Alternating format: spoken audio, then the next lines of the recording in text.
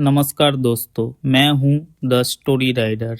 हम कहानियों पर सवारी करते हैं क्योंकि सच हमेशा रोड ट्रिप पर ही होता है। अगर वीडियो को अच्छा लगा तो लाइक, कमेंट करना और चैनल को सब्सक्राइब करने मत भूलना। चलिए शुरू करते हैं आज की कहानी। आज का कहानी खिड़की नंबर 4, आंसुओं का हिसाब। आगरा शहर के पुराना हिस्से में गली नंबर 4 पर स्थित शीतल मैटरनिटी होम सिर्फ एक अस्पताल नहीं था, ये एक रहस्य था। पिछले 4 महीनों में इसके 4th फ्लोर के खिड़की नंबर 4 के ठीक नीचे 3 लोगों की मौत हो चुकी थी।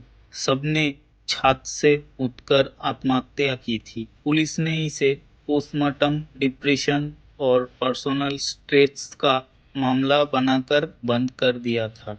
हमारा हीरो है डॉक्टर विक्रम, एक यंग स्पेक्टिक साइकाइटिस्ट। उसे शीतल मैटरनिटी होम में चौथी आत्महत्या के बदले नियुक्त किया गया है। उसका काम है सच्चाई का पता लगाना, क्योंकि आत्महत्या करने वालों में एक उसकी पुरानी दोस्त थी, निशा। विक्रम को पता चलता है कि इन तीनों महीनों में एक अजीब सा कॉमन पॉइंट था। उन सभी ने अपनी मौत से ठीक पहले नर्स के खिड़की नंबर 4 के पास खड़े होकर रोशनी बंद करने को कहा था। विक्रम अपने पहले दिन 4th फ्लोर पर खिड़की नंबर 4 के पास खड़ा था। बाहर सिर्फ एक बड़ा, पुराना और साधारण सा नीम का पेड़ था। उसने उस खिड़की की दीवार पर छिपा हुआ एक निशान देखा, चाकू से खरोंचकर बनाया गया एक छोटा सा दिल। रात 2 बजे जब पूरा अस्पताल गहरी नींद में था, विक्रम ने जानबूझकर खिड़की नंबर 4 की रोशनी जलाए रखी। ठीक रात 2:15 पर उसका फोन पर एक अननोन नंबर से कॉल आया। स्क्रीन पर सिर्फ इतना लिखा था, मत देखो। कॉल उठाते ही एक ठंडी, दबी हुई आवाज आई, तुम गलत कर रहे हो, रोशनी बंद करो। विक्रम ने हिम्मत से पूछा, कौन हो तुम खिड़की नंबर 4 से क्या चाहते हो? आवाज में दर्द था, गहरा और पुराना।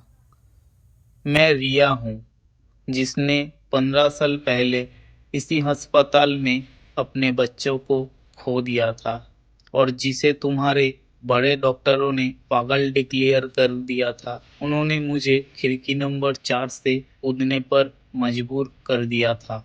रिया का केस अस्पताल का रिकॉर्ड में था। उसने पोस्टमार्टम डिप्रेशन से जूझती हुए अपने बच्चे की मौत के बाद आत्महत्या की थी। रिया की आवाज में रोना था। उन सभी महिलाओं को उनके अपराधी दिखते थे जब वो रोशनी जलाती थी। वो बच्चे के जन्म के बाद का दर्द और अपराध बोध सहन नहीं कर पाई और उन्होंने चुना वही रास्ता जो मैंने चुना था। विक्रम का दिल दुखी हो गया। रिया के दर्द में उसे निशा का दर्द दिखा। मैं तुम्हारी मदद करूंगा रिया, तुम्हें न्याय मिलेगा। विक्रम ने अगले दिन अस्पताल के पुराने रिकॉर्ड्स चेक किए। रिया का बेटा जिंदा था, उसकी मौत नहीं हुई थी।